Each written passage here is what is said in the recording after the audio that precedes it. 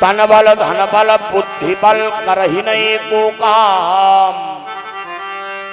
एक बार तब प्रेम से बोलो जय सीताराम।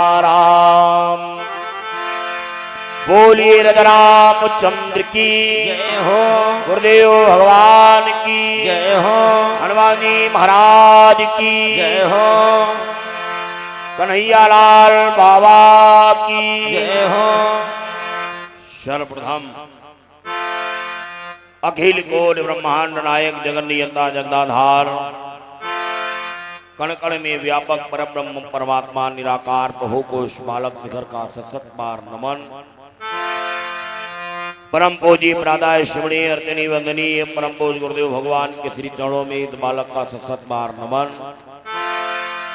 पूज्य माता पिता के श्री चरणों में इस बालक का सतत बार नमन। एवं जिनके द्वारा नित्य प्रति पूजन पाठ संपन्न हो रहा है, हमारे परम सम्मानीय परमादरणीय परम विद्वान श्री यज्ञाचार्य जी महाराज, उनका समस्त वैदिक मंडल, अभी अभी आप सभी लोग जिनके मुखारविंद के द्वारा श्रीमद् भागवत महापुराण की बड़ी ही पावन चर्चा लीला बिहारी भगवान कन्हैया की कथा श्रवण कर रहे थे, हमारे परम सम्मानीय परमादरणीय परम विद्वान श्री दादाजी,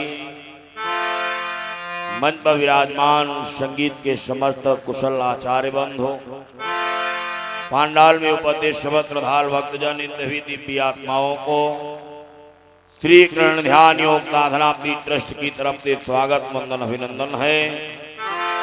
आइए सभी लोग मिलकर के दो बार परमात्मा का पावन नाम गाएं। आदेश हुआ है महाभारत की चर्चा, आइए महाभारत की कथा में प्रवेश किया जाए। लेकिन महाभारत सुनने से पहले थोड़ी महाभारत वाला जोश बनाओ। हाँ, बढ़िया मीठी मीठी खूब ताली बजाओ, मीठी मीठी ना तड़काऊंगा ताली बजाओ। हाँ, तुम लोग बढ़िया ताली बजाइएगा, राम राम गाइएगा, फिर कथा में प्रवेश किया जाए। राधे अलवेली सरकारे जपे जा राधे राधे, राधे अलवेली सरकारे जपे जा राधे राधे,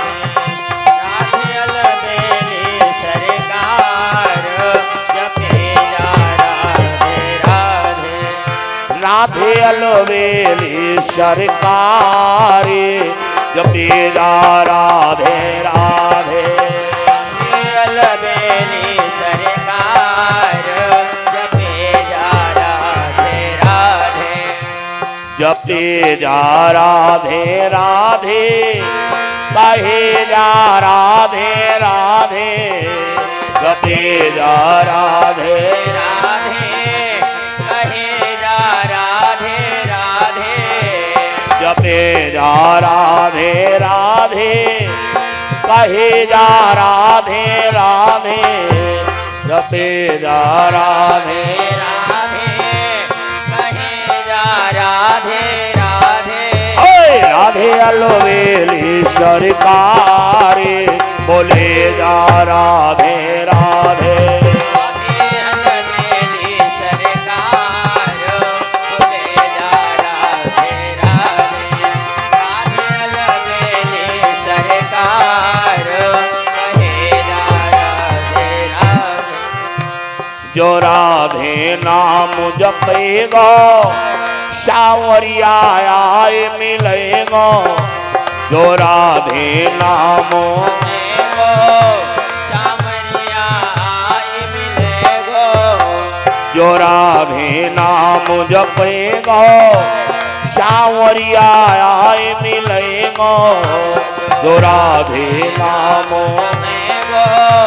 सावरिया आए मिलेगा, तेरो होए जाए बेड़ा पारे भजे जा राधे राधे, हो जाए बेड़ा पार बोले जा राधे राधे, हो जाए बेड़ा पार बोले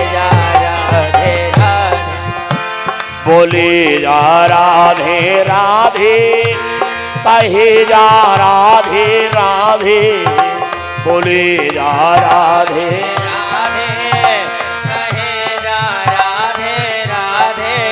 राधे अलवेरी सरकार, रटे जा राधे राधे।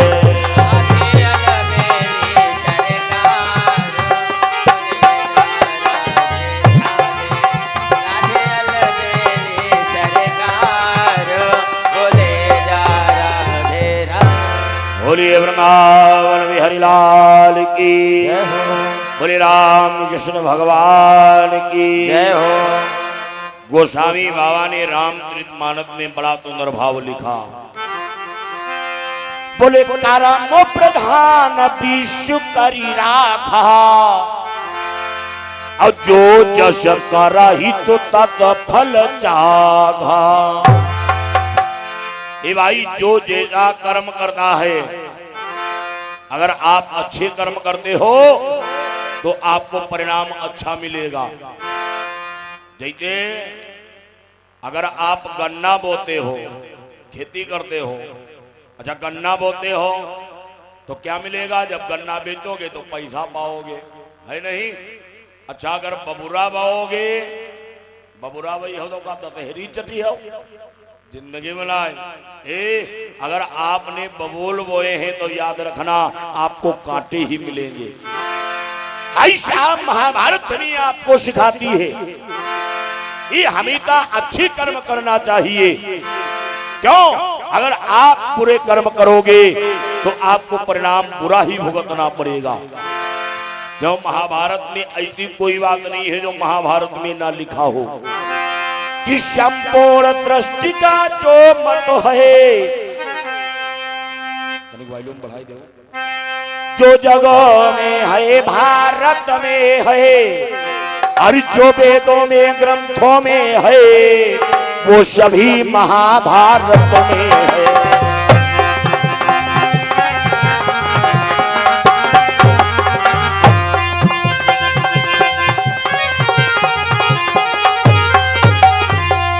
भाई साहब ऐसी कोई बात नहीं है जो आपको महाभारत में ना मिले। ये आपने महाभारत में कथा श्रवण किया था, ये भीम को जहर दे दिया गया। भाई साहब भीम बच गए। ये भीम पृथ्वी पर आए, आकर के अपने भाइयों को बताया, एक कौरव पांडवों का युद्ध वहीं से प्रारंभ हो गया। लेकिन जब राजा दुर्योधन ने सुना, अरे बलवान भीम बच गया, मन में विचार किया अब हम मारे तो कैसे मारे। राजा दुर्योधन को चैन नहीं पड़ रहा है। दुर्योधन ने अपने मामा को बुलाया।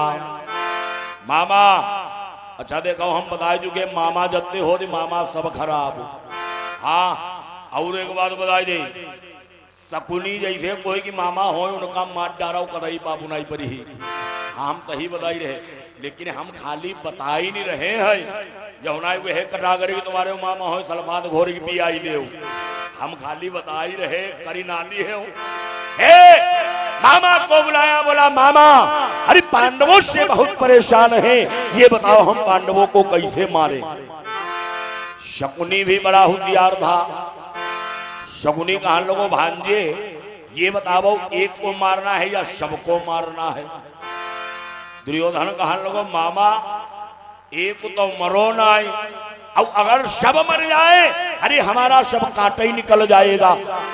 शकुनी ने कहा, बोला भांजे एक काम करो, बढ़िया सुंदर एक महल बनवाओ, और जब सब महल में रहने लगे बोले उसमें जाकर के आग लगा दो, अरे तुम्हारा मामला साफ हो जाएगा, पांडव जल करके राख हो जाएंगे।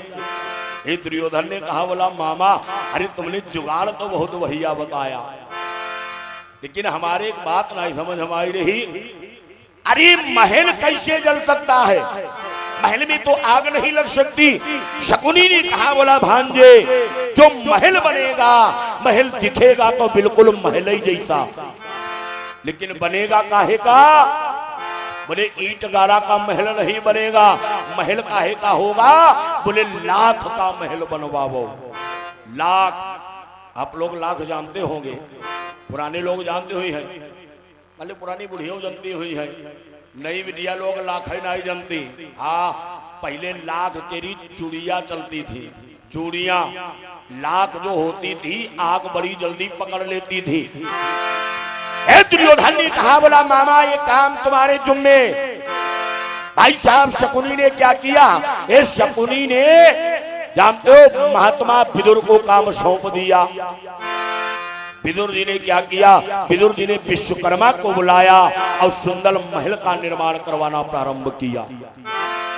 ये महल बनने लगा, जब धीरे धीरे आधे से ज्यादा महल बन गया, महात्मा विदुर विश्वकर्मा की देखिन कहिन के हो भाई मिस्त्री, यह बता आई के पहले तुम कब हो ऐसो महल बनाए रहा। विश्वकर्मा कहने लगे, अब तो बेकूफ आदमी कोई धरती पर भाई तक का पैदा ही नहीं हो, जौन ऐसो महल बनवावे। अच्छा के हमारे हिसाब से कोई नहीं हुई है, विचार करो कोई ऐसो आदमी हुई है, एक दाई तो मंजिला मकान बनवावे और वही के बाद बुलडोजर मंगवावे और फिर वह मकान गिरवावे, कोई हुई है? कोई नहीं हुई है। हम कहीं ना मनो को बहुत चक्कर कह देखाओ, कोई बढ़िया तुरंत ताजो चौतरा बनवाई दी हो। अब तुम फरुहा नहीं कह जाओ, वही को चौतरा खोद गिराई दे, देखो माल्ला छिन हो गिराई दे है। जाते विदुर जी ने कहा, बोले भाई विश्वकर्मा, अरे हमें लगता दुर्योधन की पांडवों के प्रति कोई चाल है। तुम एक काम करो, इस जानते हो लाक्षागृह में बोले एक गुप्त मार्ग तैयार करो, जो इसमें रहे, अगर कभी आपत्ति आवे तो उस जानते हो सुरंग के द्वारा, उस मार्ग के द्वारा वो आदमी बाहर निकल जाए। ये विश्वकर्मा ने वही किया, बढ़िया एक जानते हो सुरंग बना दिया। सुरंग के मेन दरवाजा पर एक पिलर खड़ा कर दिया। अब विश्वकर्मा जी ने विदुर जी से कहा, बोले विदुर, ये जो पिलर खड़ा है ये मात्र साधारण पिलर है, अगर कोई आपत्ति आवे, आदमी इस पिलर को तोड़ डाले, रास्ता खुल जाएगा, बोले आदमी बाहर निकल जाएगा। विदुर जी ने क्या किया, जाकर के पांडवों को सारा हाल बताया। बोले भाई धर्मराज, अगर तुमको दुर्योधन इस महल के अंदर कभी रोके या बुलावे, अगर तुम्हारे पर कोई मुसीबत आ जाए, जो पिलर खड़ा हुआ है उस पिलर को तोड़ देना और तुम पांचों लोग बाहर निकल जाना। जानते हो जब महल बिल्कुल बन करके तैयार हो गया, विदुर जी ने शकुनी से कहा, बोले शकुनी देखो महल बिल्कुल बन करके तैयार हो गया। शकुनी ने जाकर के दुर्योधन को बताया। दुर्योधन ने जब महल देखा, बहुत ही सुंदर महल बना हुआ है। भाई साहब दुर्योधन ने उस महल का नाम क्या रखा, उसका नाम रख दिया लाक्षागृह। लाक्षागृह। अब एक धर्मराज के पात्र में निमंत्रण लिखा, पत्र। और पत्र में जानते हो क्या लिखा है, भैया धर्मराज, अरे हमने तुम्हारे लिए उपहार स्वरूप एक बढ़िया सुंदर महल बनवाया है, आप लोग आवो और आकर के इस महल के अंदर आराम से निवास करो। भाई साहब धर्मराज बड़े प्रसन्न हो गए। धर्मराज ने जो ही पत्र को पढ़ा, अपने भाइयों को दिखाया। भीम ने देखा, बोले दादा जरा रुक जाओ। भीम ने कहा, बोले दादा वहां मत चलाओ, हमें लगता दुर्योधन की कोई चाल है। धर्मराज ने कहा, बोले भाई चिंता ना करो, क्यों मेरे साथ में मेरा कन्हैया है और हमने भगवान से एक ही बात कही है। देखो पांडवों का भाव जानते हो क्या था, पांडव भगवान से एक ही बात कहते थे कन्हैया, कि अब सौंप आइस जीवन का सब भार तुम्हारे हाथों में।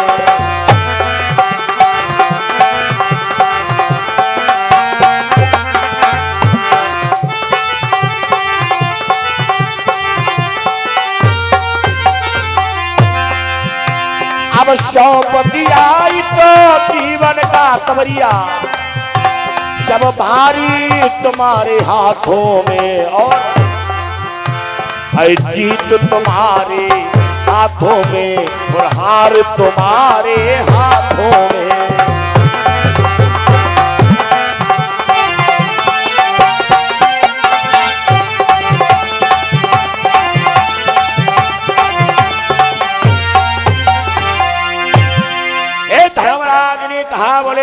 साथ में मेरा कन्हैया है, बोले चिंता ना करो, कोई गड़बड़ नहीं होगा, आओ हम तुम चले महल के अंदर आराम से निवास करें।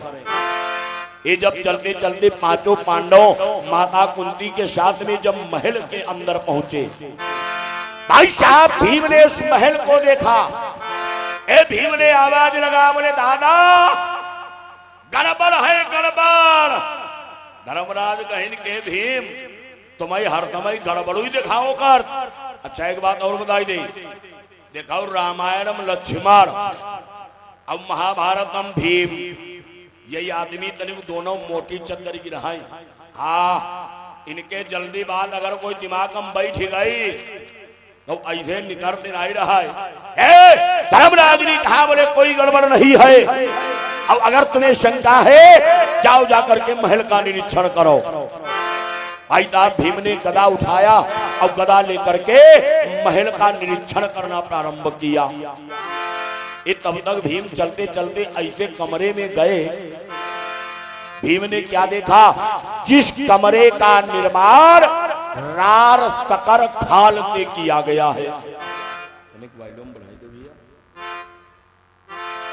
रार सकर खाल से। भीम ने जब देखा, भीम ने आवाज लगा, बोले दादा अरे जरा निगाह दौड़ा करके देखो ये कमरा कैसा है, अगर जरा सी चिंगारी लग जाए तो ये कमरा जलने लगेगा, अब कमरा ही नहीं इसका मतलब पूरा ये महल जल करके भस्म हो जाएगा। बोले दादा यहाँ से भाग चलो। धर्मराज ने कहा नहीं भाई चिंता ना करो, आओ आराम से निवास करें। ये पांचों पांडव आराम से रहने लगे। धीरे धीरे समय व्यतीत हुआ। धर्मराज ने विचार किया, बोले नए मकान के अंदर रह रहे हैं, बोले चलो गृह प्रवेश किया जाए। और जब गृह प्रवेश होता है, अच्छा अपने हुआ देखिए आदमी तो ज्यादा पैसा है, तो जब गृह प्रवेश कर दे तो क्या कर का चलो हो ना हो भागवत सुन ली जाए, है नहीं भंडारा कर दियो जाए। अब मान लो जो के तो पैसा नहीं है तो वही जानते का कहा चलो ना हो अखंड रामायण सुन ले। अब घर के थोड़े बहुत नाते रिश्तेदार को बुलाई ले। अब जिनके तेरी वत्तो पैसा नहीं है तो दुनिया में यहाँ सबसे एक सस्ती कथा है, यही ते सस्ती कोई कथा ही नहीं। जानते कौन? सत्यनारायण वाली। सबसे सस्ती कथा कहीं ना हो चलो हो कथा तुल्ली हो जाए, आओ 10-5 कन्या के यहाँ खवाई पियाई दी हो जाए। ए धर्मराज ने कहा, बोले भाई अरे मेरा मन कह रहा है अरे हम भंडारा करें। भंडारा भाइयों ने कहा, बोले दादा अरे विचार तो बहुत बढ़िया है, चलो भंडारा किया जाए। लेकिन भीम ने कहा, बोले दादा ये भंडारा कब तक चलेगा? धर्मराज ने कहा, बोले भाई जब तक भगवान की इच्छा होगी, जब तक मेरे पास में पर्याप्त मात्रा में धन रहेगा, बोले तब तक ये भंडारा चलता रहेगा। धर्मराज ने भाई साहब भंडारा प्रारंभ करवा दिया। अब भंडारा चल रहा है, लोग आते हैं प्रसाद पाते हैं और वापस चले जाते हैं। धीरे धीरे धीरे धीरे कुछ समय व्यतीत हुआ। एक दिन की बात, राजा दुर्योधन आधी रात में उठा, अब चलते हुए गया, लाक्षागृह के बाहर खड़ा हुआ और जेब से माचिस को निकाला और क्या किया, तीली को जलाया और आग लगाने के लिए हाथ बढ़ाया। लेकिन हाथ पीछे खींच लिया, बोला नहीं नहीं मैं आग नहीं लगाऊंगा। क्यों? आग लगाने का पाप 7 जन्मों तक रहता है। अच्छा एक बात बताई नहीं, मान लो हिया कोई हुई पाई नहीं करी है, हाँ यहाँ सब हरिचंद्र मोहरत हो जाए, लेकिन अगर एक आधे जने हो ये तो मैं सभी जनी ने बताई, एक आधी जनी हो जैसे तुम्हारी पड़ोसन की लड़ाई हुई गई, लुकुरिया बना के ले गई कागज हम उनके छपरम घोर दिया, हाँ तो ये काम छोड़ देना। क्यों? हमारा गांव ज्यादा दूर नहीं पड़ता है, जिला सीतापुर में महोली के बाद में बड़ा गांव पड़ता है। हमारे गांव में एक भाई साहब थे, देखो आग नहीं लगाना चाहिए। हमारे गांव, ये बहुत पुरानी बात हालांकि हमने नहीं देखा, लेकिन हमारे बुजुर्ग लोग बताते हैं तब लोग पैदल ज्यादा चलती रहा है, यही सवारी नहीं चलती रहा है। हमारे गांव से एक जने गए पैदल, जान कहा नैम शारायण नीमतार अम्बावत नहाय, अम्बावत नहाय। जब उधर देरे चले तो उनका रात हुई गई, और जब रात हुई गई तो वो मनमा विचार करें कहीं नहीं कहो अकेले हन, अंधेरो ज्यादा है, कहीं नहीं काकरो जाए, तो वही 10 पैसा की माचित खरीदी। तब 10 पैसा चलती रहा, 10 पैसा की माचित खरीदी। तो छपरा ज्यादा परे रहा, पक्के मकान बहुत कम रहा। आए जौन गांव परो तो निकारिन चुप्पे दी माचित, अब निकार करे लास्ट वाले मकानम छपरम लगाई दीन। छपरा जलाई लगो, हल्ला गुल्लू मचो, आगी लग गई, आगी लग गई। तो हरे गांव पहुंच गए, फिर निकारिन माचित फिर लगाई दीन। चिधरे गांव पहुंचे, फिर निकारिन माचित फिर लगाई दीन। नीम सार से रे अब बड़ा गांव तक 18 गांव फूक जारी, 18 प्रसाद लाए। हाँ 18 गांव फूक की आए। लेकिन भाई साहब लास्ट में जानते हो क्या हो गया? लास्ट में वो कोढ़ी हो गए थे। वो बताते थे भैया बुरे से बुरा काम कर लेना, लेकिन एक बात याद रखना, अपने जीवन में कभी आग मत लगाना। दुर्योधन ने फेंक दिया माचिस, दुर्योधन ने कहा आग नहीं लगाऊंगा। लेकिन मनमा सोचे तो कहे के नाई लगाई तो लगवाई दे। हाँ जैसे मान लो कोई को मारे का है भाई, अपने आप नहीं मरी है, पैसा दे के मरवाई दी है। मन में विचार किया नहीं लगाऊंगा, लगवा दूंगा। लेकिन सोचा किससे लगवाए? सोचा चलो नीच किसी नीच बिरादरी से लगवाए। अच्छा के का बिरादरी नीच होती है? देखो बिरादरी नीच नहीं होती है। क्यों? गोस्वामी बाबा ने रामचरित मानस में लिखा है, कर्म प्रधान पीसु करे राखा, कर्म प्रधान पीसु करे राखा, कर्म प्रधान वेश करे राखा,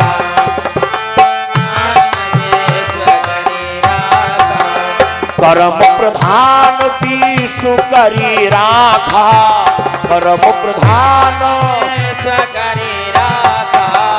जो जस कराई तो तत फल चाखा, जो जस कराई तो तत फल चाखा, जो जस कराई तो तस फल चाखा।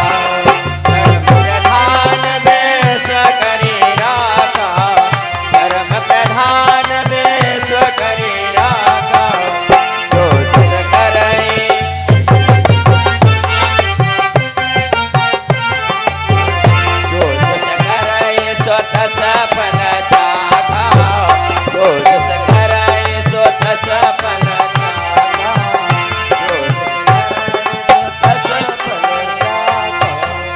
बोले करम प्रधान पीसु करी राखा। ऊंच नीच क्या होते हैं? बोले ऊंच नीच हमारे आपके कर्म होते हैं। देखो आपने हर जगह लिखा देखा होगा, एक कर्म ही पूजा है, लिखा होता है। अच्छा विचार कराओ, जैसे हम हन, मान लो आप लोगों ने नहीं बताई रहे, जैसे हम हन, अच्छा हम तलिया पे हम मछली मारी चले भाई, ठीक है रे, आई तो क्या हमारी पूरी बिरादरी नीच हो गई? नहीं, जो हम कर्म कर रहे हैं ये हमारे कर्म नीच है। दुर्योधन ने विचार किया किसी नीच बिरादरी से आग लगवाऊंगा। सोचा किससे लगवाए? सोचा हाँ चलो कुम्हार से लगवा दिया जाए। लेकिन दुर्योधन ने सोचा ये हो तो नीच ना आए। मन में सोचा फिर किससे लगवाए? मन में विचार किया, बोला यादव से लगवा दिया जाए। लेकिन बोला नहीं नहीं यहाँ नहीं नीच। मन में सोचा फिर किससे लगवाए? मन में सोचा वैश्य से लगवाए। बोला नहीं नहीं यहाँ नहीं नीच। फिर सोचा किससे लगवाए? मन में विचार किया, बोला चलो पासी से आग लगवा दे। लेकिन दुर्योधन ने सोचा नहीं नहीं पासी नहीं नीच। सोचा फिर किससे लगवाए? रैदास से लगवा दे। लेकिन सोचा नहीं नहीं रैदास हो नहीं नीच। मन में विचार किया, चलो धानुष से आग लगवाया जाए। लेकिन सोचे कहे नहीं नहीं धानु कौन आई नीच। धीरे धीरे सोचते सोचते सोचा जात की दृष्टिकोण में मेहतर सबसे नीच होता है। जैसे अगले जने बैठे अब एक मेहतर कोट पैंट पहन के आवे और सब जने जानते हो जाति करो मेहतर हो है। अब वो सबके बीच में अगर बैठा ही लगाए आदमी कोई बैठा ही रहे यहाँ जाति बिरादरी देखा नहीं तो चले आई रहे। हाँ दुर्योधन ने विचार किया बोला चलो मैं किसी मेहतर से आग लगवाऊंगा। भाई साहब धीरे धीरे जब प्रातः काल हुआ दुर्योधन ने मेहतर को बुलाया। इधर गया बोला सरकार क्या आदेश है। दुर्योधन ने कहा बोला भैया जाओ जाकर के इस लाक्षागृह में आग लगा दो, आग लगा दो। मेहतर भी बड़ा होशियार था। मेहतर को हम लोगों सरकार आगी तो लगाई दे लेकिन हमारे में एक समस्या है। दुर्योधन का हम लोगों कौन समस्या। मेहतर ने कहा सरकार हमारा नया नया विवाह हुआ है। आप लोग हमारे इंगे देखो जो पैसा चढ़ाओ तो उनका चढ़ावा ही दो हमारे इंगे देखो। हाँ कथा हमेशा आंखों से सुनी जाती है और जब तुम्हारी आंखें इधर उधर भटक गई है तो कथा समझ में नहीं आएगी। बोलिए गोविंद भगवान की। वाह भाई बहुत सुंदर जयकारा। हाँ कहा महाभारत वाली कथा सुनाओ। कोटेदार दद्दू जयकारा तनिकम राय बोले कथा सुन रहे हो महाभारत के री। हाँ घर के तेज बोला और का डील पालम हमते तो बहु लाई कम हो।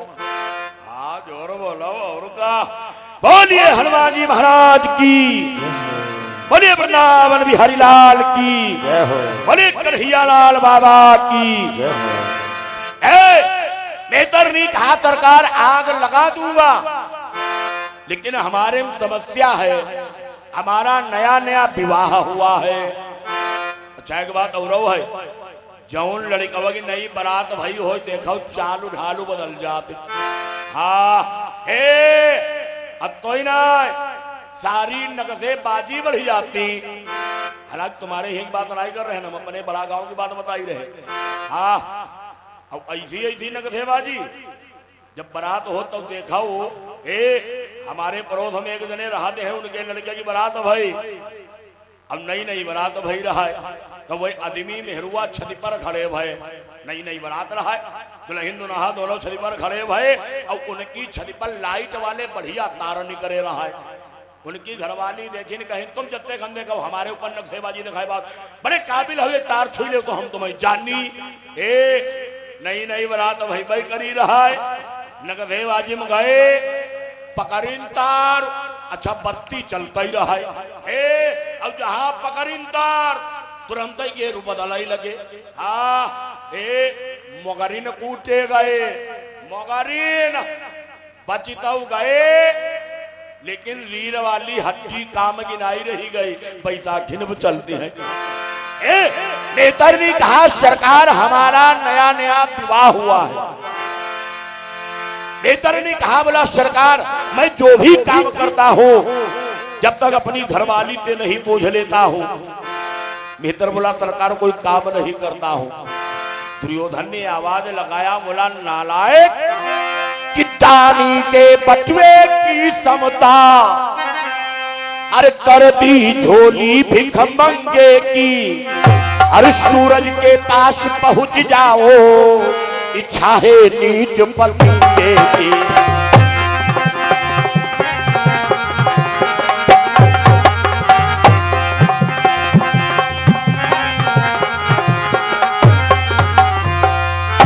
दुर्योधन ने कहा अगर बात को काटेगा बोली जाओ मैं तुम्हें फांसी पर चढ़ा दूंगा।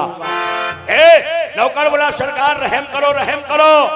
अरे एक बार जाकर के अपनी घरवाली से पूछ ले हो सकता मेहतराइन कह दे तुम जाओ आग लगा दो।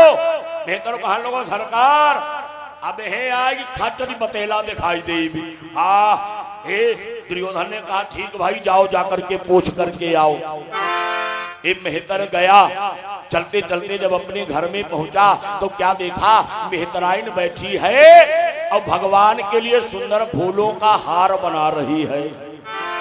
और जब मेहतर गया, मेहतर ने आवाज लगाया, बोला प्रिय, ए प्रिय। मेहतराइन ने देखा, बोली स्वामी क्या हो गया, आप परेशान दिखाई पड़ रहे हो। अच्छा एक बात और बताई, तुम सभी जनी यह बात हमारी खूंटम बांध लिए हो। जब तुम्हारे घर वाले कहूं बाहर जाए और हुआ घर आवाए तो इकट्ठा ही छनछनाई ना लगे जैसे वही कहो मार उखाई किया है, अब तुम तुरंत लवाई दे तो मां डंडन हुआ गिराई दे है। पहले दिमाग देख लेना चाहिए। मेहतराई ने कहा, बोली स्वामी क्या हो गया, अरे आप परेशान दिखाई पड़ रहे हो। ए मेहतर ने कहा, बोला है प्रिय मेहतराइन, अरे दुर्योधन कह रहा है इस लाक्षागृह में आग लगाओ। अरे लाक्षागृह में पांडव निवास करते हैं, क्या हम जाकर के आग लगाएं? क्या हमारा धर्म कहता है मैं आग लगाऊं? देखो है तो जात की मेहतराइन, लेकिन कितने पवित्र विचार हैं। मेहतराइन ने कहा, स्वामी जरा सुनो। अरे दुर्योधन तुमको अरे फांसी दे तो हंसते हंसते चढ़ जाना, पर मेरी सहमत से स्वामी तुम आग कभी मत लगवाना।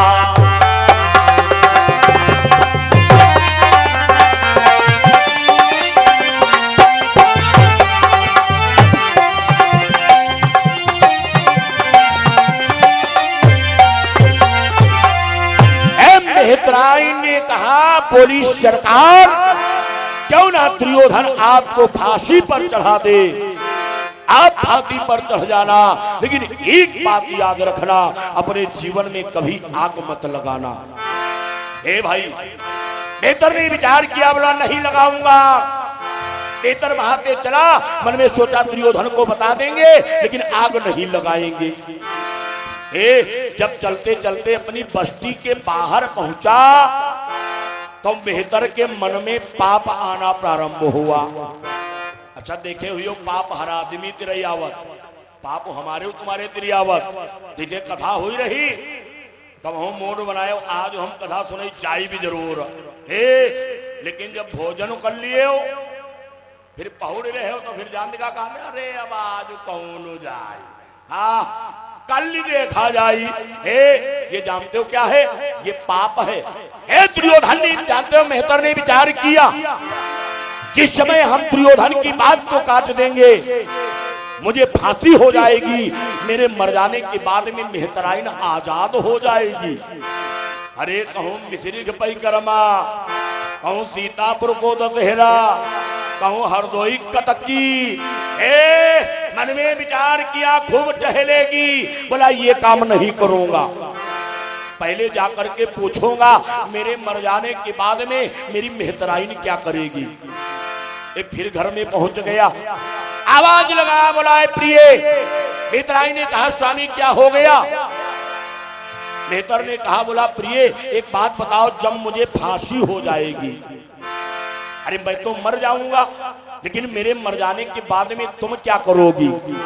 ये धन्य है वो मेहतराइन, भाई साहब जात की मेहतराइन है, कितने निर्मल पवित्र विचार हैं।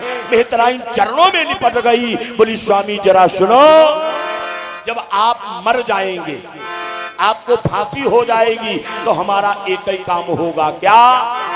अरे मैं लाश तुम्हारी लेकर के सुंदर एक चिता बनाऊंगी, लाश तुम्हारी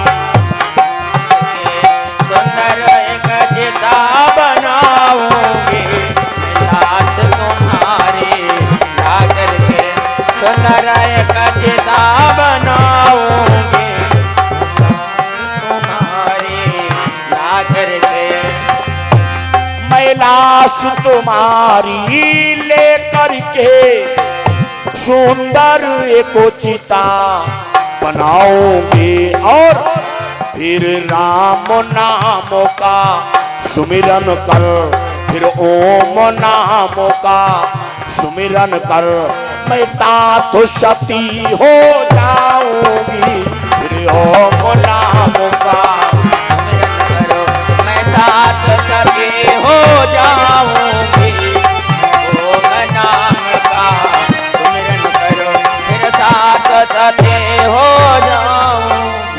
हे मेहतराई ने कहा सरकार, जब आपको फांसी हो जाएगी, आपके मर जाने के बाद में, अरे मैं क्या करूंगी, एक बढ़िया सुंदर चिता बनाऊंगी और आपके साथ में बैठ करके मैं सती हो जाऊंगी। हे मेहतर ने जो ही सुना मन में विचार किया, गजब हो गया। अरे इतने पवित्र निर्मल विचार, मन में सोचा फांसी पर चढ़ जाएंगे लेकिन जीते जी आग नहीं लगाएंगे। भाई साहब मेहतर पहुंच गया दुर्योधन के पास में, बोला महाराज कहाँ है तुम्हारा फांसी का फंदा? अरे मैं फांसी पर चढ़ जाऊंगा लेकिन जीते जी आग नहीं लगाऊंगा। अब तब तक मेहतराइन भी पहुंच गई। मेहतराइन ने पृथ्वी पर हाथों को पटक दिया, दुर्योधन की ओर देखा, बोली तुम कैसे राजा हो? अरे अपनी प्रजा से कहते हो आग लगाए, अरे मेरा पति आग नहीं लगाएगा। क्यों? कि जो आग लगाता अरे पर घर में निश्चय पुष्टि हो जाता है, और या 7 जन्म तक निराधन बन वह भीख मांग कर खाता है।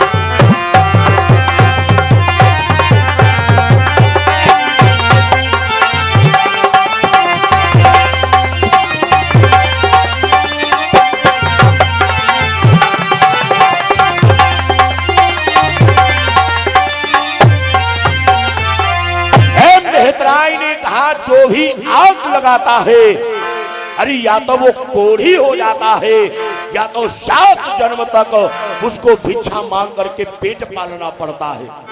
अरे हमारा पति आग लगाए, ये बेहतर नहीं कहा ने हमारा पति आग नहीं लगाएगा। और अगर तुम्हें आग लगवाना है दुर्योधन, अरे पहला तेरा अरे मामा शकुनी अरे दुनिया को जलाने वाला है, और जा आग लगा दे अरे तू खुद ही जब बल्ब मिटाने वाला है।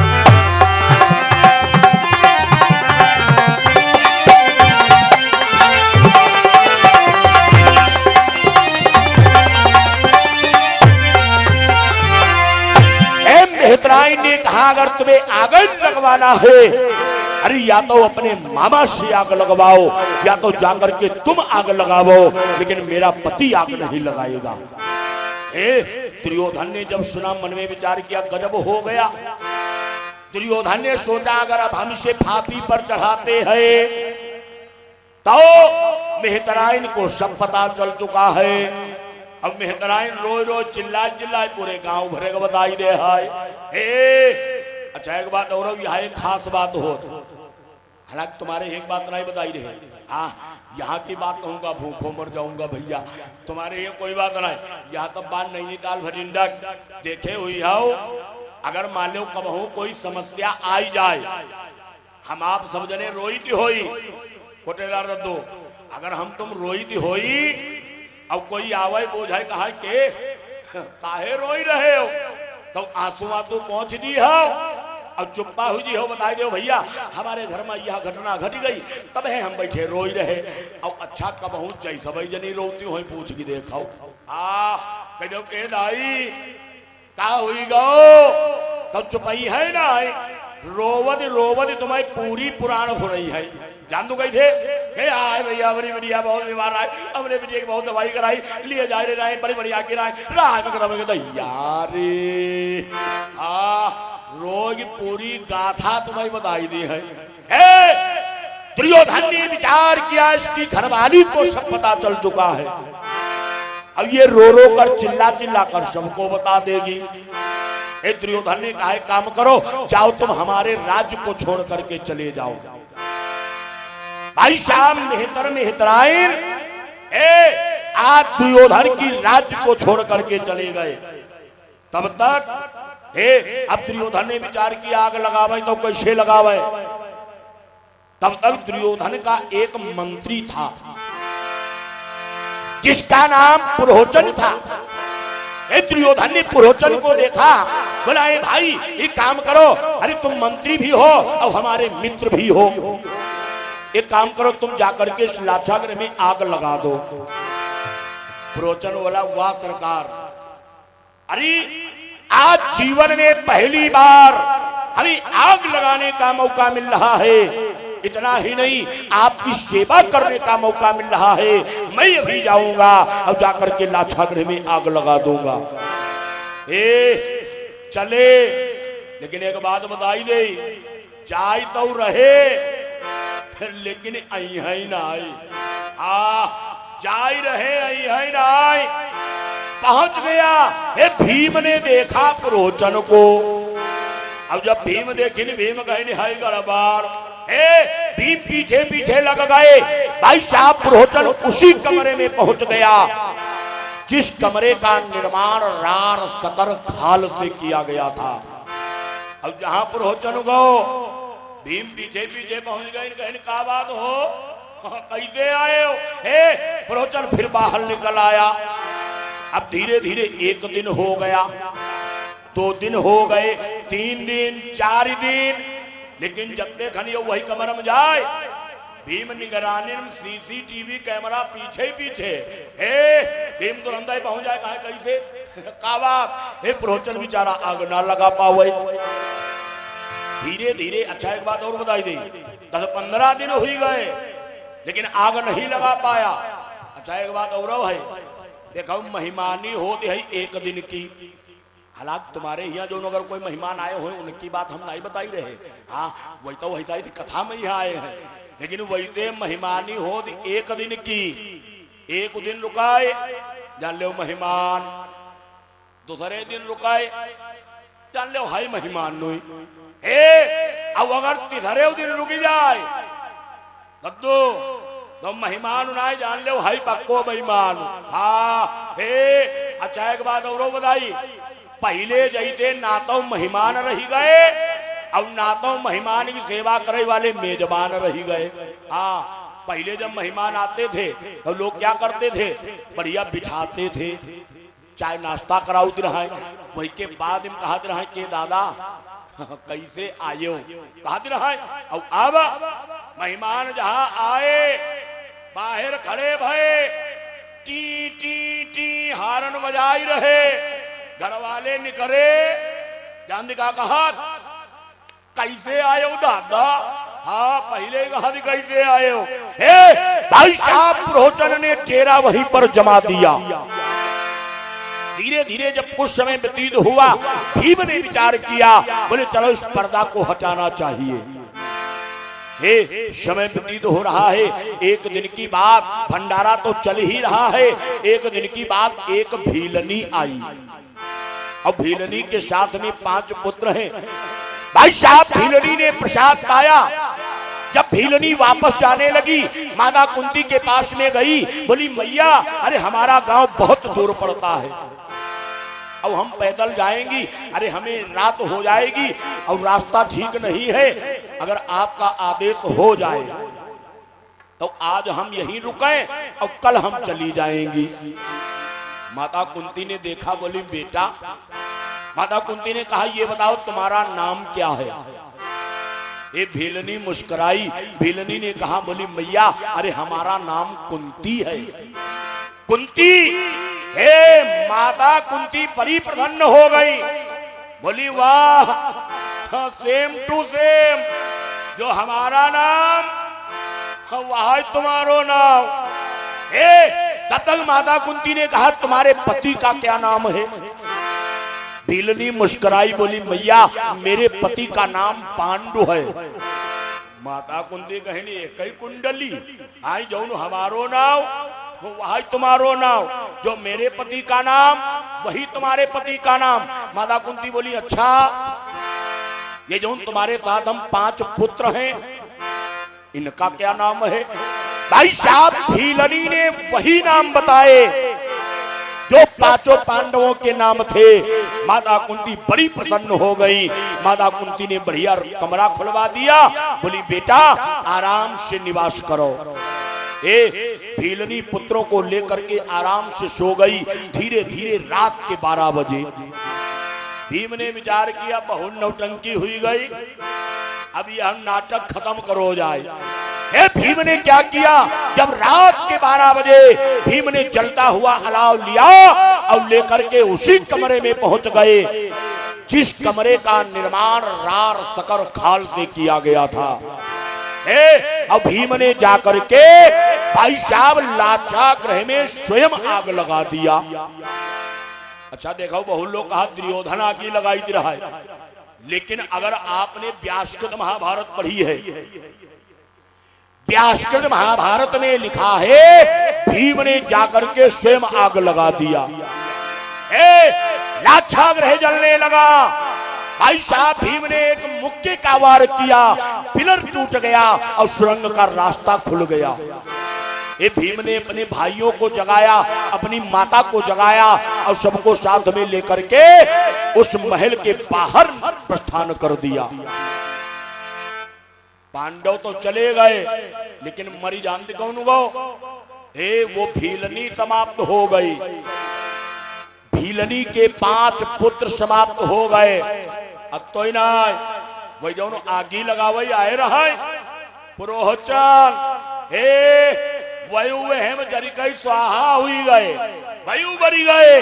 5 पांडव चलते चलते जंगल में पहुंच गए। सभी थके हुए हैं। चारों भाई सो गए, मैया कुंती भी सो गई और पहरा भाई साहब भीम कदा लिए बैठे पहरा लगा रहे हैं। भीम मन में विचार कर रहे हैं क्या बताएं, अरे किस्मत का कोई पता नहीं कब क्या हो जाए। अच्छा बात तो ये है, देखाओ हम देखें अगर आदमी एक ट्रैक्टर ले आवे तो देखाओ द्वारे कुर्सी डाल जैसो बैठत जैसे खो हम घुगुआ बैठते। हाँ अब पहुंच जाओ कह जाओ का हो तो जान का कहत, अरे जान दो ट्रैक्टर ले आन ट्रैक्टर 4 हुई गे 4 15 बीघा खेत और खरीद लिए 3 तो हुई गो 2 भट्ठा लगवाई दिए 45 तो हुई गे। अब के बहुत टाप गन्ना पैदा करें। किसने किया? बोले हमने किया। अच्छा अगर कहूं ट्रैक्टर के एक्सीडेंट हुई जाए, गन्ना में आगी लगी जाए तो दुआरे जाएगी देखो सूखे मुनक्का तो सूखी रहे। हाँ पहुंच जाओ कह जाओ का हो हम बहुत परेशान हो। अरे का बताई भैया 15 दाई कोरा जीन लगाए मोटो गन्ना तैयार हो। अब जब काटे को नंबर हुआ लाइट वाले तार गिर गए, गन्ना जन कई राख हुई गो। भगवान का मंजूर ही नहीं रहा। भगवान को दोष देते हैं। विचार करो, जब तुमने कहा था ये हमने किया है, एक बार अगर कह देते ये परमात्मा की कृपा से प्राप्त हुआ है तो भाई साहब आपका अनहित नहीं होता। एक लड़का हमें एक दोहा सुनाई दे रहा है। हम देखे गुरुजी हम कह हाँ बेटा छोटो ही रहा है। हम देखे दोहा सुनाई, हम कह सुनावो। अच्छा वही के दो हम रहाई कुछ सुनाई, लेकिन जब वो हमें सुनाई थी तो हम घंटा कान फते रहे ना। जान का सुनाई कही गुरुजी हम कह हाँ कही ऐसे वैसे कैसे कैसे हो गए। अब कही कैसे कैसे ऐसे वैसे हो गए। अब वह तो चलो गो। अब हम बड़ा चक्कर पर हम कहन के हो कैसे कैसे ऐसे वैसे ऐसे वैसे कैसे कैसे बहुत देर भरे रहे तब जान पाए। भगवान की कृपा राजा रंक हो गए और रंक राजा हो गए। भीम बैठे पहरा लगा रहे हैं, मन में विचार कर रहे हैं किस्मत का कोई पता नहीं है। अरे पल से पल में क्या हो जाए, अरे पल से पल में क्या हो जाए। अरे मानो तेरे शरीर का कोई पता नहीं, तकदीर का कोई पता नहीं, तकदीर का कोई पता नहीं तकदीर का। कब से पल में क्या हो जाए, पल में पल से क्या हो जाए, मानो तेरे शरीर का कोई पता नहीं तकदीर का, कोई पता नहीं तकदीर का। अपोलो कह दो, अपोलो कल हम देख जने कहा रहा है कहीं के शिखर जी हम जन का कहीं तुम भजन नहीं सुनावते हो। देखो हम भजन हर समय नहीं सुनाई दे हन, टाइम काटे को हो तो कहो भजन ही भजन सुनावती रही। आहा जब कहूँ मौका हुई है तो सुनाई दी वो वह पूरो नहीं तन्नी को। हाँ अच्छा बताइए हो जो हम गाई रहे जो हम भजन हुई तो गाई रहे, ढोला थोड़ा गाई रहे ना बैठे, भजन हुई गाई रहे।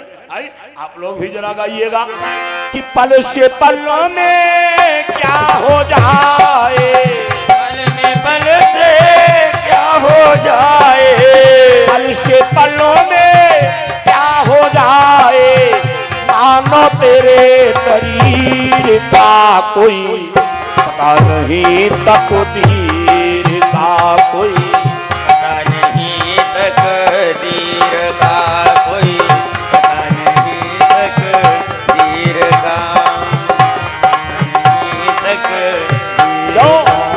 एक ही मन में विचार कर रहे हैं क्या। दशरथ जी के 4 पुत्र थे, राम लखन सिया बन को गए थे। दशरथ जी के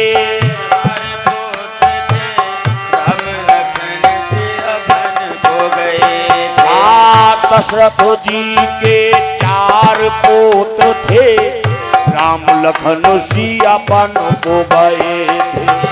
दशरथ जी के 4 पुत्र थे, राम लखन सिया बन को गए थे। एक दिन हमने उनको देखा, हमने उनको देखा, एक दिन हमने उनको देखा, पाना धरे फकीर का कोई पता नहीं तकदीर का, कोई पता नहीं तकदीर का, कोई पता नहीं तकदीर का।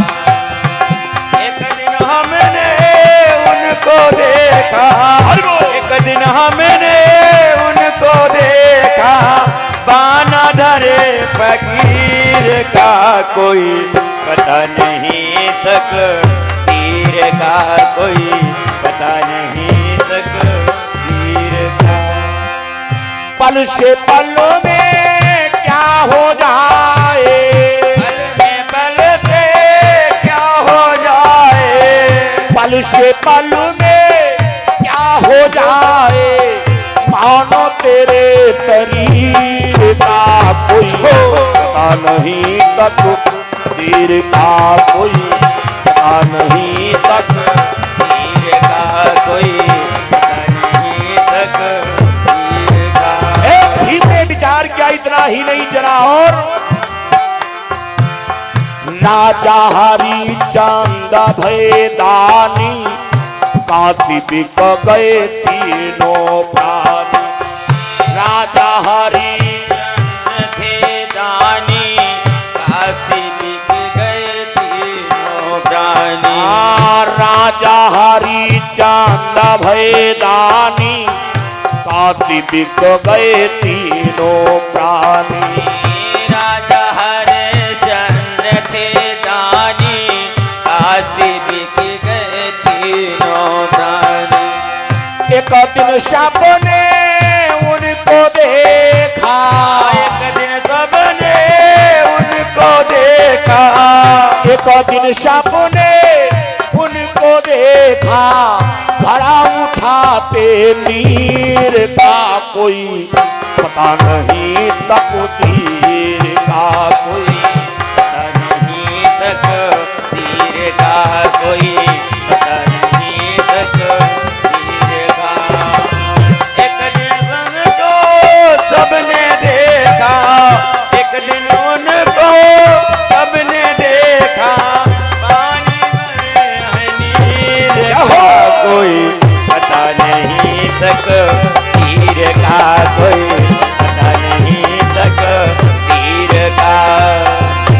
पल से पल में क्या हो जाए, पल से क्या हो जाए, मानो तेरे शरीर का पता नहीं तक तेरे का कोई, नहीं तक तीर का कोई, पता नहीं तक तीर का। भाई साहब भी बैठे हुए मन में विचार कर रहे हैं, बोले किस्मत का कोई भरोसा नहीं है। तब तक उसी जंगल में एक राक्षस रहता था जिसका नाम था हिडम्ब। अच्छा एक बात और बताई दे, जैता नाम था वैता गुण भी था। आज कल के तरीके दिन आए, आज कल देखो बच्चे का नाम हमेशा बढ़िया रखना चाहिए, अच्छा रखना चाहिए। क्यों? बालक के नाम का प्रभाव बालक के जीवन पर अवश्य पड़ता है। नाम बढ़िया रखो, लेकिन हम तो देखे ना पिक्चर ही देख नाव तुम्हें समझ नहीं ज्यादा धरती। हम देखे ना पिक्चर देख नाव धर दे दी बाहुबली, नाव धर दे बाहुबली, टांगाई कीर्तन कर रही राबटा मार दे 45 कला खाएगी दूरी गिरी है, नाव धर दे दी बाहुबली। नाव बढ़िया रखो। अब भाई एक लड़का हमें मिलो, रुपया लेके आओ, हम कहन का बात बेटा, तो कही दे हम कहन का नाव, तो हमारे देखे तो कही दे हमारो नाव बिक्की। हम देखे ना, हम कहन वारे भाई बिक्की, हम कहन बता तुम्हारे घर भरे की नाव हम बताई दे। हम दे कही जबते बोले तुम ज्योतिष चारे नाई हो, हम कहन तुम्हारे बाबा को नाव बताई, तुम्हारे बाबा को नाव बताई, यदि बड़े काबिल हो बाबा को नाव बताओ, तो हम कहन तुम्हारे बाबा को नाव बुलाट, हम कहन तुम्हारे बाबा को नाव राजदूत, हम कहन तुम्हारी मम्मी को नाव सकूटी। हमारे ऊपर दिखाई गो, बहुत गुस्साई गो। माताओं ऐसे नाम नहीं रखना चाहिए, नाम रखो बढ़िया रखो, अच्छा नाम रखो। भाई साहब जैसा नाम था हिडम्ब, एक मुक्के में भारी पहाड़ को जो फोड़ दे उसका नाम है हिडम्ब। अब इनकी एक बहिनी रहा है जिनको नाव रहा है हिडम्बनी। देखो दादा को नाम हिडम्ब, अब बहिनी को नाम हिडम्बनी। हिडम्बनी बड़ी तेज खर्राटे लगाए सो रही है। हिडम्बने जानते हो, हिडम्बने अपनी बहन हिडम्बनी को हिलाया। अब जब हिलाया, हिडम्बनी उठ करके बैठी, बोली भैया क्या हो गया? हिडम्बने कहा, बोला बहन अरे बोला हिडम्बनी, अरे बन में से अरे मानुष की गंध आ रही है, और इस उड़ती हुई अरे हवाओं में तबीयत सी उड़ी जा रही है।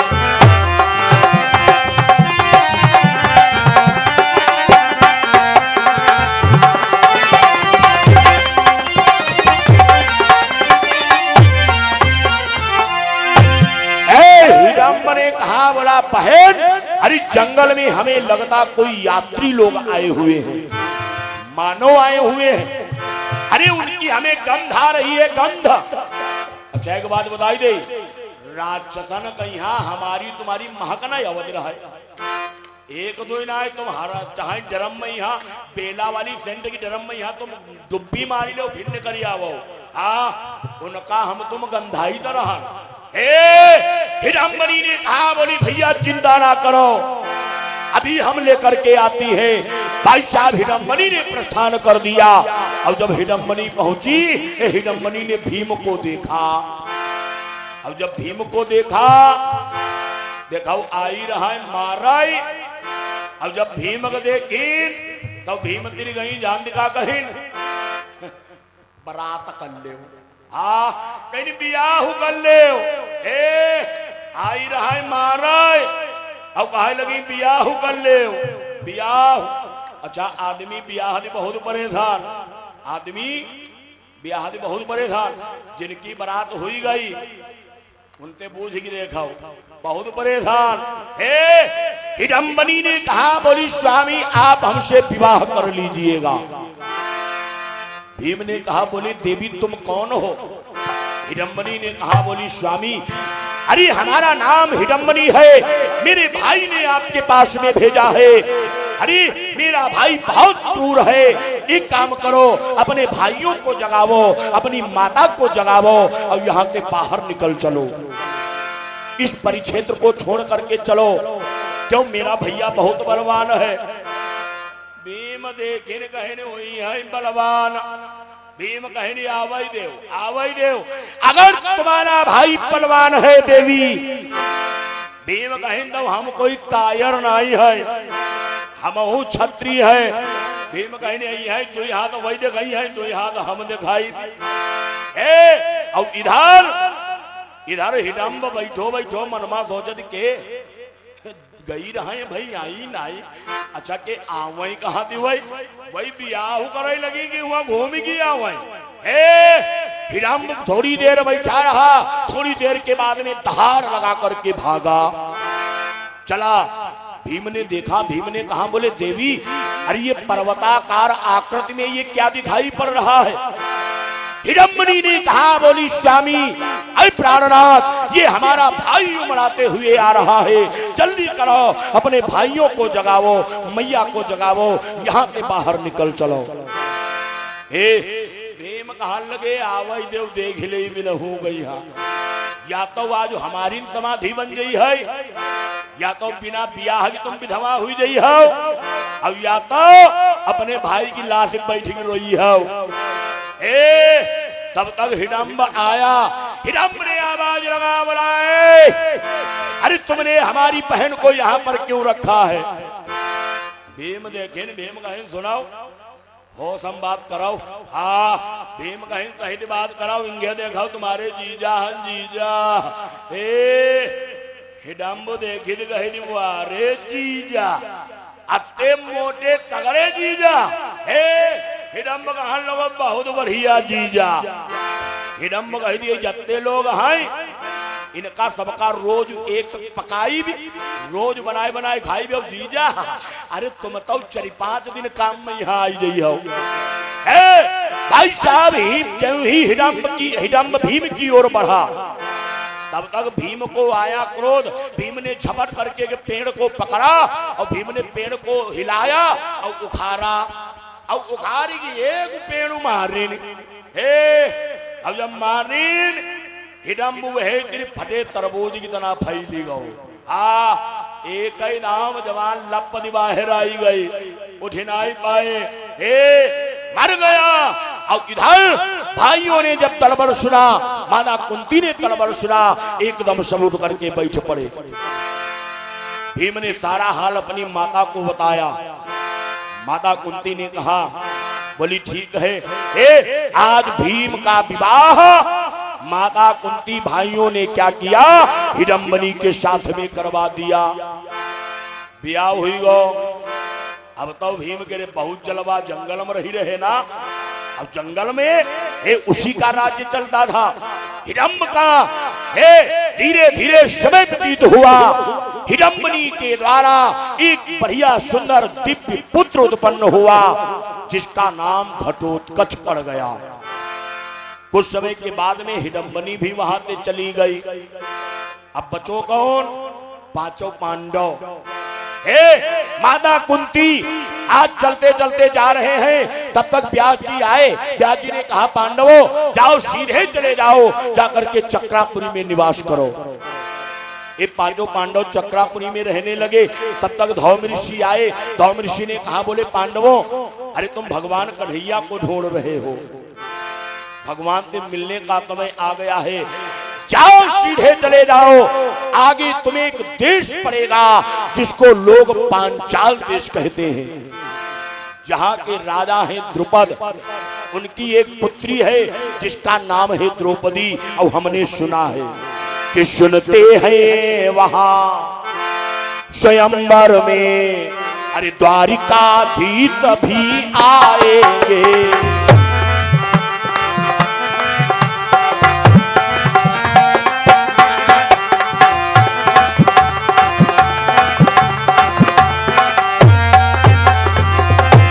सुनते हैं कहा स्वयंवर में भाई द्वारिकाधीश भी आएंगे और बलराम और तुम कुंवर यादव गण को भी लाएंगे।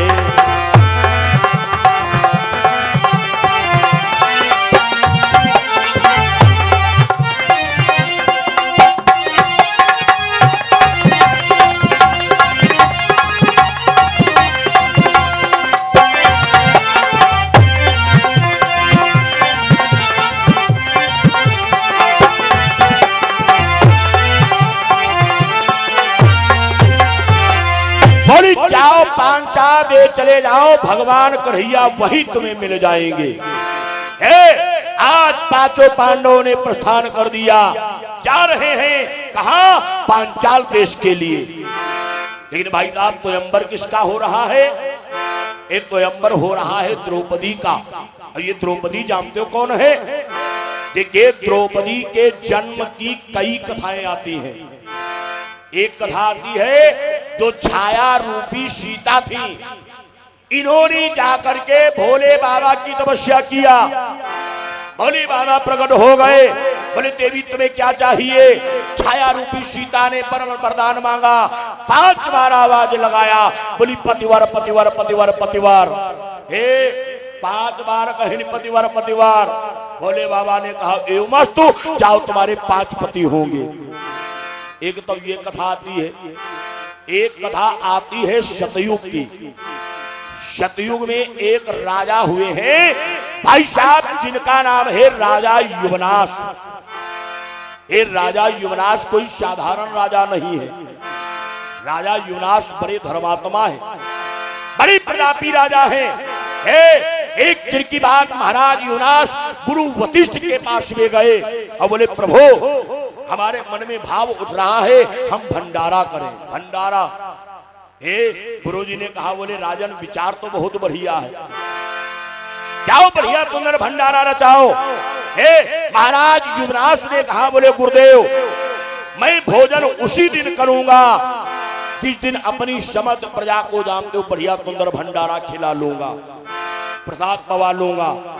ये भंडारा प्रारंभ हो गया। ओ बिटिया, ओ बिटिया, ओ बिटिया, चुप्पा बैठो, बोलियो ना बिटिया, हाँ बोलियो ना, बोलियो गोविंद भगवान की। बहुत बढ़िया आप लोग जयकारा लगायो, हाँ बड़ा आनंद आओ, धीरे बोलो, बोलिए कन्हैया लाल बाबा की। तेज बोलो, जोर बोलो, तुम समझ नहीं, जोर बोलो, हियन लगा के हियन तक देखो 2-3 छलिया ज्यादा बैठी हो। हाँ हाँ जोर बोलो, और का हे का करते हो, तेज बोलो, जोर बोलो। हाँ बोलिए गुरुदेव भगवान की जय हो, बोलिए राम कृष्ण भगवान की जय हो। भाई साहब भंडारा प्रारंभ हो गया। धीरे धीरे जब भंडारा संपन्न हो गया, गुरु वशिष्ठ ने कहा, बोले युवराज अब एक काम करो, तुम्हारी जितनी प्रजा है सबने एक एक व्यक्ति ने अरे प्रसाद को पा लिया है, अब आप बैठ करके आराम से जानते हो प्रसाद तुम भी पाओ। महाराज युवनाश ने क्या किया? भाई साहब महाराज युवनाश ने थाल को मंगवाया।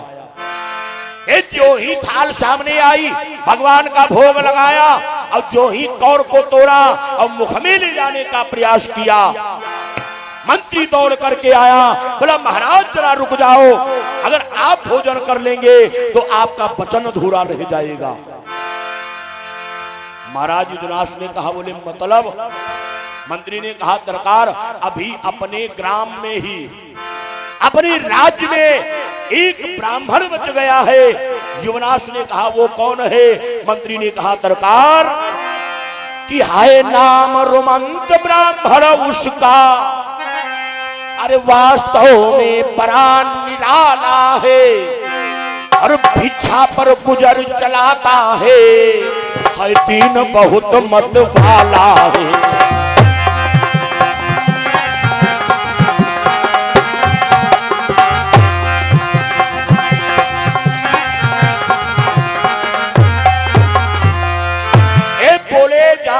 जिस ब्राह्मण का नाम है रोमंत ब्राह्मण, महाराज युवनाश ने कहा, बोले तो मंत्री बुला करके लाओ। मंत्री ने कहा सरकार हम बुलाने तो गए, लेकिन उस ब्राह्मण ने मना कर दिया। उसने कहा सुनो, मैं किसी के घर में बना बनाया भोजन ग्रहण नहीं करता हूं, मैं बिना मेहनत का नहीं खाता हूं। पहले मैं जाता हूं, भिक्षा मांगता हूं, जो भी भिक्षा में पाता हूं और वो अपने घर में बनाता हूं और उसके बाद में भोजन ग्रहण करता हूं। महाराज युवराज ने कहा देखो कथा तो बड़ी लंबी है, लेकिन हम आपको शॉर्ट में बता रहे हैं। महाराज युवराज ने कहा बोले सुनो ऐ मंत्री, मैं इस ब्राह्मण के पास में स्वयं जाऊंगा। महाराज युवराज चलते चलते रुमंत ब्राह्मण के पास में पहुंचे। ब्राह्मण ने देखा, आवाज लगाया, बोला आइए महाराज युवराज, अरे इस ब्राह्मण की कुटिया में आपका स्वागत है। महाराज युवराज ने कहा बोले ब्राह्मण देवता तो एक काम करो, आप हमारे घर में चलो। क्यों? हमने भंडारा किया है, मैं प्रसाद उसी दिन पाऊंगा जिस दिन अपनी एक एक प्रजा को भोजन करा लूंगा। आप चलो और चल करके आप भी प्रसाद ग्रहण कर लो। ब्राह्मण रुमंत ने कहा बोला महाराज तुम्हारे घर में हम भोजन करने जाए, अरे दूषित है अन्न तेरा राजन, अरे कर ले कर तू रखा है। युवराज से रुमंत ब्राह्मण ने कहा तुम्हारा जो रामदेव धन है दूषित है, अरे तुमने कर ले करके अपने घर में धन जोड़ करके रखा है, मैं तुम्हारे घर में भोजन करने नहीं जाऊंगा। महाराज युवराज ने कहा कहीं के ब्राह्मण देवता अगर तुम हमारे यहाँ भोजन नहीं करी हो, मान लो हमारो धन बेकार, हमारा पैसा बेकार, हमारा अन्न बेकार, तो रहा तो तुम हमारे राज्य में ही हो, हमारी राज्य तो बेकार है। ब्राह्मण रुमंत ने कहा बोला सुनो युवराज जाओ, ये ब्राह्मण आज तुम्हारे राज्य को छोड़ करके जा रहा है। भाई साहब रुमंत ब्राह्मण ने राज्य को छोड़ दिया। धीरे धीरे 7 दिन हो गए, चलता रहा। जानते हो 7वें दिन मालूम किया ये किसकी राजधानी है, तो पता लगा ये महाराज युवनाश की राजधानी है। क्यों? इस पूरे भूमंडल पर, पूरे पृथ्वी पर मात्र उनका ही शासन चलता है। रुमंत ने विचार किया अब हम क्या करें। क्यों? जब पूरे धरती के वो राजा है, बोला कोई बात नहीं, चलो अपने घर ही चला जाए। रुमंत ब्राह्मण वापस आया। अब इधर महाराज युवराज ने भोजन नहीं किया। महाराज युवराज ब्राह्मण की प्रतीक्षा कर रहे हैं। तब तक मंत्री ने जाकर के बताया, बोला महाराज की जय हो। अरे ब्राह्मण वापस घूम करके आ गया। ये युवराज फिर पहुंच गए, बोले प्रदेवता ब्राह्मण देवता चलो मान जाओ, भोजन कर ले। ब्राह्मण ने कहा बोला हाथ, अरे तुम्हारा ये भोजन नहीं करेंगे। राजा भी क्षत्रिय है। महाराज युवराज को क्रोध आ गया, बोले महाराज नीके मनाए भोजन करी हो तो नांगम भोजन करी हो। कहीं नहीं ऐसे अगर भोजन नहीं करी हो तो चलो हमारे तीन लड़ाई लड़ो, चलो भाई लड़ाई लड़ो और जो जीतेगा, अगर आप हार गए तो आपको हमारे घर में भोजन करना होगा, और अगर आप जीत गए तो कोई बात आप भोजन मत करिएगा। ब्राह्मण ने देखा कहां लगो है मूर्ख राजा, अरे इस निर्बल के ऊपर तुम अपना बल आजमा रहे हो। बोले जाओ ठीक है, आकर के मैं कल तुमसे युद्ध करूंगा।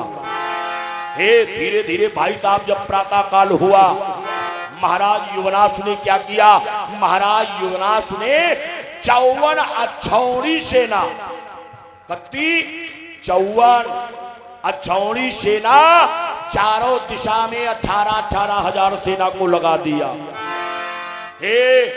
18 अक्षौणी सेना पूर्व दिशा, 18 पश्चिम, 18 दक्षिण और 18 उत्तर। अब महाराज युवराज रथ के ऊपर धनुष बाण लिए खड़े हैं। तब तक रुमंत ब्राह्मण झोली डाले हुए आ रहे हैं। और जब झोली डाल करके आए, बीचों बीच आकर के सम्रांगण में खड़े हुए, इधर उधर निगाह दौड़ाया तो क्या देखा, हे भाई जानते हो आज चारों दिशाओं में 18 छोड़ी सेना लगी है।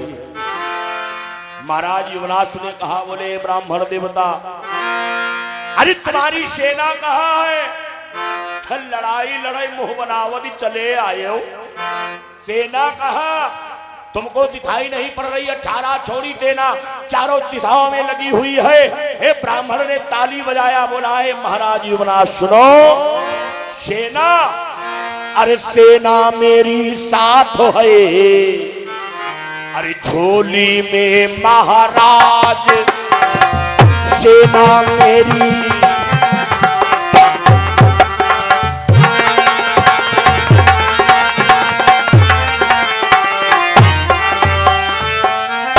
बोले सेना मेरी साथ है, अरे झोली में महाराज, और तुम्हें अभी दिखला रहा बहुत शीघ्र तत्काल, तुम्हें अभी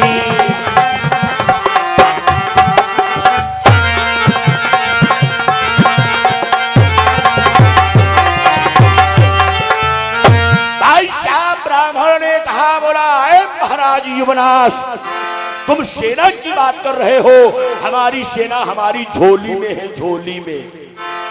महाराज युवनाथ बहुत जोर ताली बजाई गए, कहने मंत्री देखो यो ब्राह्मण सिरियाई गो, पगलियाई गो, कहा हमारी झोली में सेना है। तब तक ब्राह्मण ने क्या किया, अपनी झोली में हाथ डाला और एक पोटली निकाला, झोली में हाथ डाला और हाथ डाल करके एक आटा की गठरी निकाली, गठरी।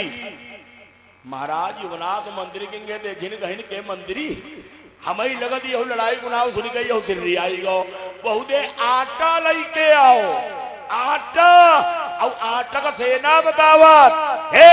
तब तक ब्राह्मण रुमंत ने क्या किया, भाई साहब रुमंत ब्राह्मण ने आटे में पानी डाला और आटे को गोथना प्रारंभ किया, गोथना, और गोथ करके जानते हो क्या किया, 4 पुतलियां ली बना,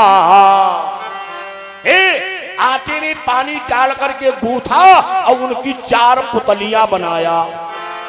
अब पुतली मतलब पुतरा, 4 पुतरा बनाए और एक पुतली उठाया, मंत्र को पढ़ना प्रारंभ किया, पूरब दिशा की ओर छोड़ दिया।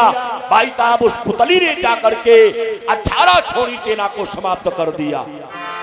एक मिनट नहीं लगो, 18 छौनी साफ हो ही गई। दूसरी पुतली उठाया, मंत्र को पढ़ा और दक्षिण दिशा की ओर छोड़ दिया। वहां साहब तीसरी उठाया, उत्तर दिशा की ओर छोड़ दिया। वहां साहब महाराज युवनाथ देखिने भाई 2 मिनट नहीं भय, तीनी उधर के लिए 18 छौनी सेना सब समाप्त हुई गई। युवनाथ ने विचार किया अब हम क्या करें। भाई साहब दौड़ करके गए और जाकर के चरणों में लिपट गए, बोले महाराज रुको रुको रुको रुको। रुमंत ब्राह्मण ने कहा, बोला क्या हो गया, लड़ाई लड़ो लड़ाई लड़ो। युवनाथ ने कहा, बोले महाराज ब्राह्मण देवता थोड़ा हमें समय दे दो, मैं आपसे दोपहर में युद्ध करूंगा। बोले दोपहर में युद्ध करे। ब्राह्मणों का हम लोगों ठीक, हम रास्ता देख रहे, तो आप दोपहर में युद्ध करना। भाई साहब युवनाथ ने भागना प्रारंभ किया और दौड़ करके गुरु वशिष्ठ के पास में पहुंच गए, चरणों में लिपट गए। बोले गुरुदेव अब हम क्या करें। अरे हमने रुमंत ब्राह्मण से युद्ध ठहरा दिया, अब पता नहीं हम कही रहा ऐसा ही है। अब वो हमारी तीनों इधर के लिए 18 छौड़ी सेना समाप्त कर दी, अब खाली पश्चिम की 18 छौड़ी सेना बची है। हमारी समझ में नहीं आ रहा क्या करें। गुरु वशिष्ठ ने कहा, बोले युवनाश अब तुम्हारे पास में एक उपाय है, तुम जाकर के ब्राह्मण से थोड़ा झूठ बोलो। बोले झूठ बोलो। महाराज युवनाश ने कहा, बोले गुरुजी तुम बता रहे हो झूठ बोलो। अरे झूठ नहीं बोलना चाहिए, झूठ बोलना महान पाप कहलाता है। हे गुरु वशिष्ठ ने कहा, बोले जरा सुनो कि जग का कल्याण हो रहा है, अरे तो झूठ बोलना पाप नहीं, और यदि अपने प्राण बच रहे हैं तो तो झूठ महा अभिताप नहीं।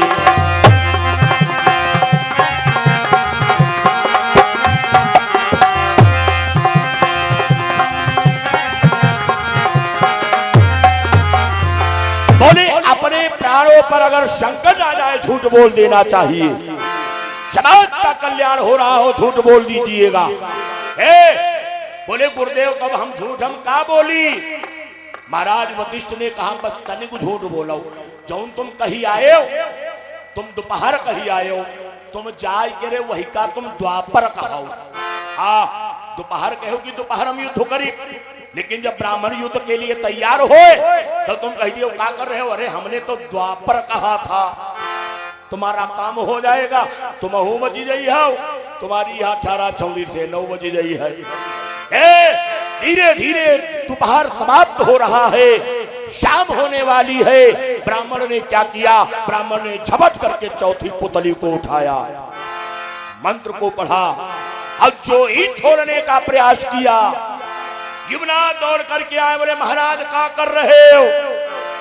अरे हमने तुमसे अवधि मांगी थी, अब वही के पहले ही तुम समाप्त करे दे रहे। ब्राह्मण ने कहा अवधि, अरे अवधि तो कब की निकल गई, तुमने दोपहर कहा था।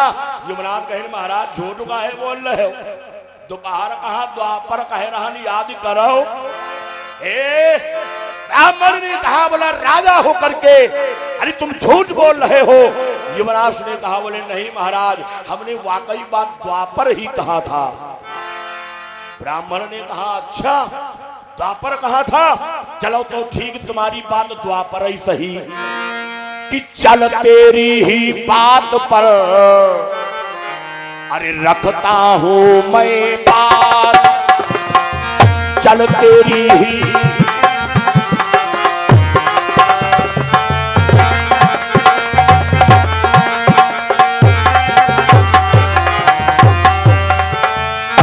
बोले चल तेरी ही बात पर अरे रखता हूं मैं बात।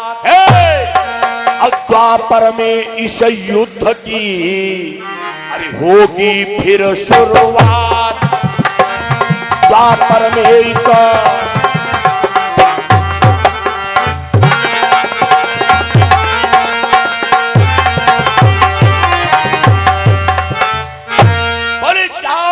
है ये हमारा युद्ध विराम नहीं होगा, ये द्वापर में तुमसे पुनः युद्ध होगा। क्यों कि द्वापर में जाओ राजा तुम अरे शांतनो बन करे अवतारोगे। बोले द्वापर में तुम शांतनु नाम के राजा के नाम से जाने जाओगे। और हमारी जो ये चौथी पुतली है, ये पुतली है द्रौपदी नाम जग जाहिर, ये बोले पांचाली जानी जाएगी। अब बोले यह जो 18 छौरी सेना तुम्हारी बची है, यह बची है ना, यह द्वापर में तुम्हारे संग हुई है। यही मेरी पुतली तुम्हारी 18 छोरी सेना को मारने का कारण बनेगी। जाओ मेरी पुतली तुमसे द्वापर में युद्ध करवाएगी। भाई साहब एक कारण ये आता है, इसलिए महारानी द्रौपदी का जन्म होता है। द्रौपदी के जन्म की कई कथाएं हैं, एक कथा और आती है, वो आपको रात्रिकालीन बेला में श्रवण कराएंगे। बोलिए गोविंद भगवान की, बोलिए रामकृष्ण भगवान की। 5 मिनट हम ज्यादा बोल डाले, कोई बात नहीं, घर के सामक 5 मिनट कम बोल ली वो है कोटेदार दद्दू। हाँ बाकी सब भले मान जाए, कोटेदार दद्दू हमारे नहीं मान। यही आधा घंटा पहले ही तेरे कहे लगा चलो चलो चलो चलो ना चलो, आधा घंटा पहले ही तेरे और उगा।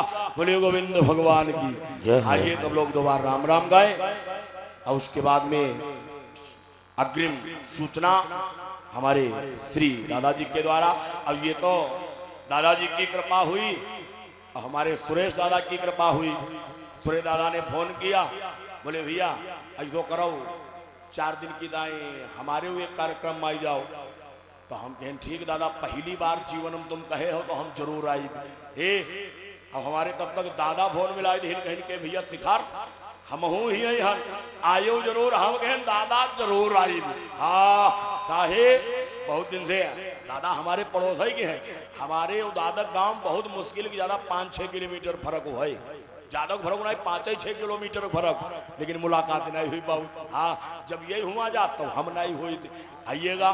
अब दादाजी के पिताजी ये प्रकांड विद्वान थे, अब दादा के पिताजी और हमारे पिताजी बहुत परम मित्र। हाँ हमारे पिताजी कथा कहा, दादो पिताजी कथा कहा दिन है, दादो कथा कहा कही थी हम हो कथा। और का लकीर पर लकीर हम लोगों की चल रही है। बोलिए गोविंद भगवान की। आइएगा 2 बार राम राम गाएं, उसके बाद में आरती दादाजी के द्वारा करिएगा, तभी लोग गाइएगा। बैठे हो बैठे हो सभी लोग गाइएगा, बोलिएगा। सीताराम वंदना राधे श्याम वंदना, सीताराम वंदना राधे श्याम वंदना, अंजलि के नंदना की बार बार वंदना। सीताराम वंदना राधे श्याम वंदना, सीताराम वंदना, राधे श्याम वंदना, अंजलि के नंदना की बार बार वंदना,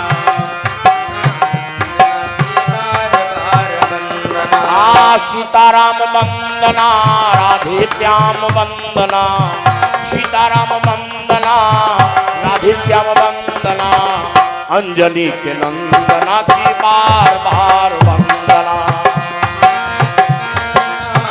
राधे श्याम वंदना, सीताराम वंदना, राधे श्याम वंदना, अंजलि के नंदना की बार बार वंदना, नंदना की बार बार वंदना। गौरा जी की वंदना, शंकर जी की वंदना, गौरा जी की वंदना, शंकर जी की वंदना, गौरा जी की वंदना, शंकर जी की वंदना, वंदना, शंकर जी की वंदना, गौरा जी के नंदना की बार बार वंदना, गौरा जी के नंदना की बार बार वंदना।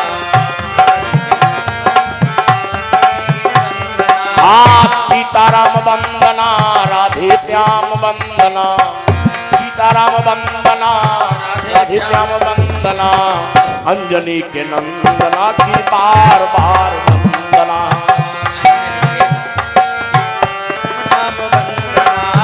सीताराम वंदना, राधे श्याम वंदना, अंजलि के नंदना की बार बार वंदना,